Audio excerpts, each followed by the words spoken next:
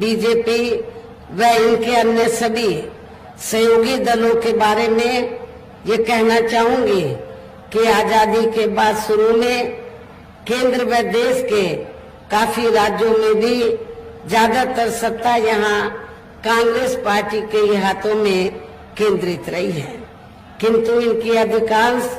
मामलों में रही गलत नीतियों एवं गलत कार्य प्रणाली आदि की वजह से ही फिर इस पार्टी को केंद्र व काफी राज्यों की भी सत्ता से बाहर होना पड़ा है तथा यही स्थिति इनकी सहयोगी पार्टियों की भी बनी रही है, जिसके कारण ही फिर पिछले कुछ वर्षों से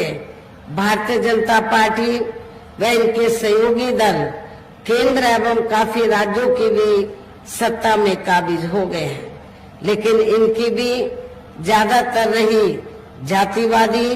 पूंजीवादी, संकीर्ण, सांप्रदायिक व द्वेषपूर्ण नीतियों एवं कार्य प्रणाली आदि से तथा इनकी कथनी व करनी में भी काफी अंतर होने की वजह से अब ऐसा लगता है कि इस बार ये पार्टी भी यानी कि भारतीय जनता पार्टी भी केंद्र की सत्ता में आसानी से वापस आने वाली नहीं है, बशर्ते यदि ये चुनाव इस बार फ्री एंड फेयर होता है तथा आम चर्चा के मुताबिक वोटिंग मशीनों में भी कोई गड़बड़ी आदि नहीं की जाती है और वैसे भी इस बार चुनाव में इनकी कोई भी पुरानी व नई चल रही नाटकबाजी, जुमलेबाजी व गारंटी आदि काम में आने वाली नहीं है, क्योंकि अब देश की जनता काफी हद तक इस बात को समझ चुकी है कि इनकी पार्टी ने अब तक देश के विशेषकर गरीबों, कमजोर तबकों, मध्यम वर्गीय एवं अन्य मेहनतकश लोगों को जो इन्हें अच्छे दिन दिखाने के असंख्य प्रलोभन भरे वायदे किए हैं तथा अनेकों हवाई व कागजी गारंटी आदि भी दी है, तो उनका जमीनी हकीकत में अभी तक इन्होंने लगभग 1/4 हिस्सा भी कार्य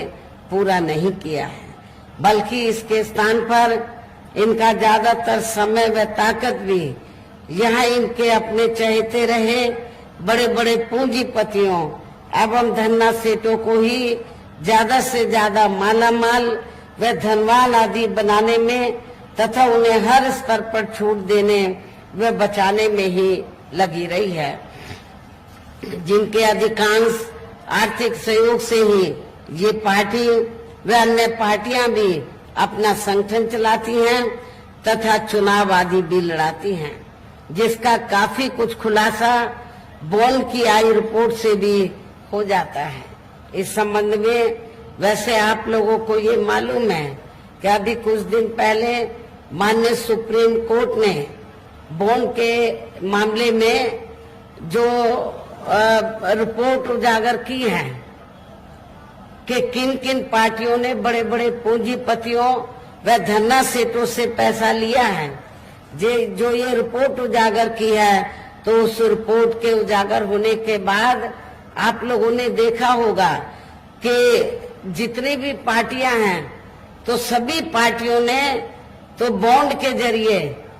तो बड़े बड़े पूंजीपतियों व धन्ना सेठों से पैसा लिया है, लेकिन पूरे देश में बहुजन समाज पार्टी ही अकेली एक ऐसी पार्टी है जिसने बॉन्ड के जरिए किसी भी पूंजीपति से पैसा नहीं लिया है। और आप लोगों को ये मालूम है कि हमारी पार्टी मेंबरशिप के जरिए मेरे जन्मदिन के मौके पर आपसे थोड़ा आर्थिक सहयोग लेकर या थोड़ा और चंदा इकट्ठा करके तो अपने संगठन को चलाती है और चुनाव आदि भी लड़ाती है। दूसरी पार्टियों की तरह बड़े बड़े पूंजीपतियों व धन्ना सेठों से पैसा आदि नहीं लेती है। इसके साथ ही अब ऐसा लगता है कि कांग्रेस पार्टी की तरह ही बीजेपी ने भी केंद्र की तमाम सरकारी जांच एजेंसियों का ज्यादातर राजनीतिकरण ही कर दिया है। इसके अलावा देश के किसान वर्ग भी वर्तमान बीजेपी की सरकार में शुरू से ही अपनी विभिन्न समस्याओं को लेकर काफी ज्यादा दुखी व परेशान रहे हैं और अभी भी हैं। जबकि यूपी में 4 बार हमारी पार्टी की रही सरकार ने इनके हितों का भी हर स्तर पर विशेष ध्यान रखा है। हमने अपनी चारों हुकूमतों में तो चाहे छोटा किसान हो या फिर बड़ा किसान हो, हमने खासकर जो मझला किसान है, छोटा और मझला किसान, तो हमारी पार्टी की सरकार ने किसानों को तो समय से खेती करने के लिए साधन उपलब्ध कराए, सस्ते साधन उपलब्ध कराए और जो भी इनकी फसल हुई उस फसल का भी उचित दाम हमारी पार्टी की सरकार ने अपनी चारों हुकूमतों के दौरान दिया है। इतना ही नहीं बल्कि केंद्र में पूर्व की रही कांग्रेसी सरकार की तरह ही वर्तमान भाजपा सरकार में भी इनकी जातिवादी, हीन, सांप्रदायिक एवं पूंजीवादी सोच व नीतियों के चलते ही पूरे देश में सर्व समाज में से खासकर गरीबों, दलितों,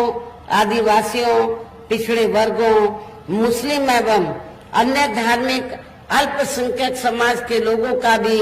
पूर्ण रूप से विकास व उत्थान आदि नहीं हो सका है। और इस संदर्भ में वैसे आप लोगों को ये मालूम है कि पूरे देश में यहाँ दलितों, आदिवासियों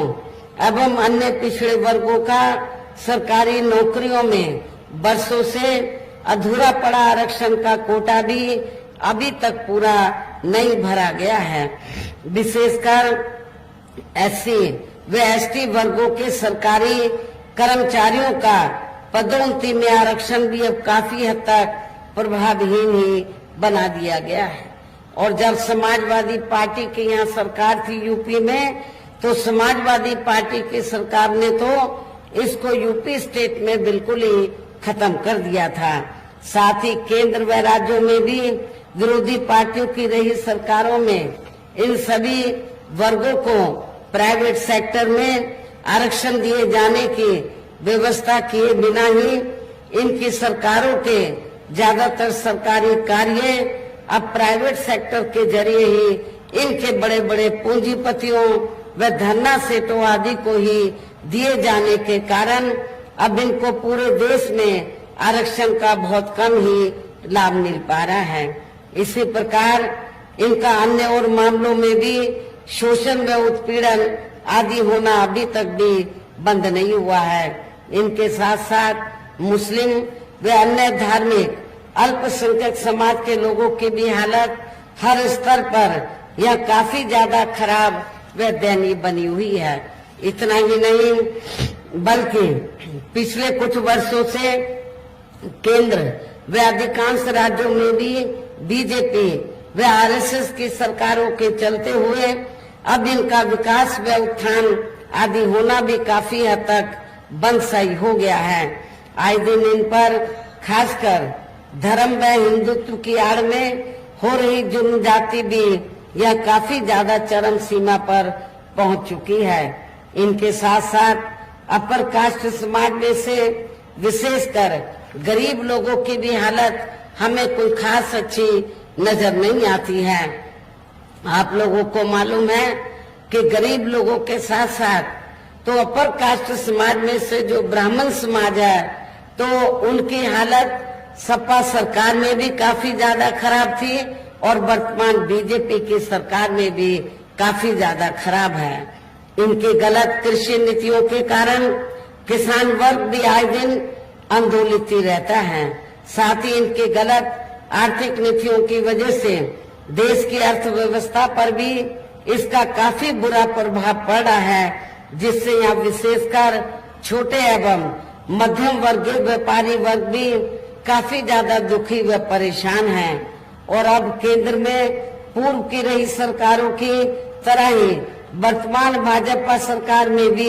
यह पूरे देश में गरीबी, बेरोजगारी एवं महंगाई आदि भी लगातार काफी ज्यादा बढ़ रही है। देश में हर स्तर पर फैला भ्रष्टाचार भी अभी तक खत्म नहीं हुआ है। ऐसे में अब आप लोगों को देश में हो रहे लोकसभा चुनाव में कांग्रेस, बीजेपी व इनकी सहयोगी पार्टियों को भी केंद्र की सत्ता में आने से जरूर रोकना है। जिनकी गलत नीतियों व गलत कार्य प्रणाली आदि को आप लोग काफी आजमा भी चुके हैं। ऐसी स्थिति में अब ये विरोधी पार्टियां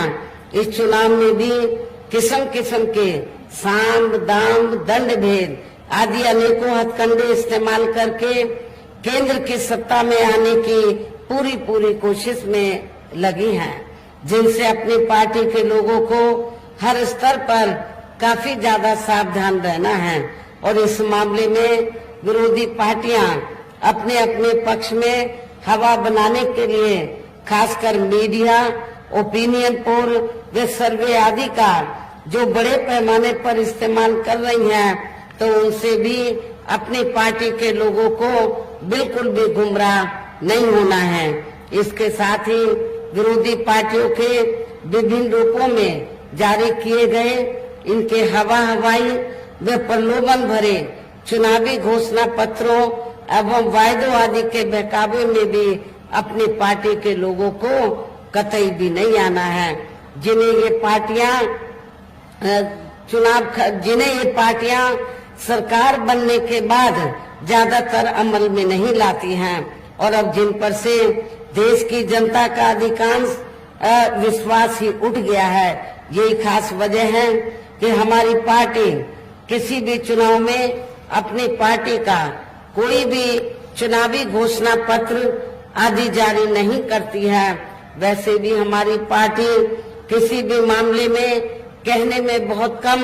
बल्कि कार्य करके दिखाने में ही ज्यादा विश्वास रखती है।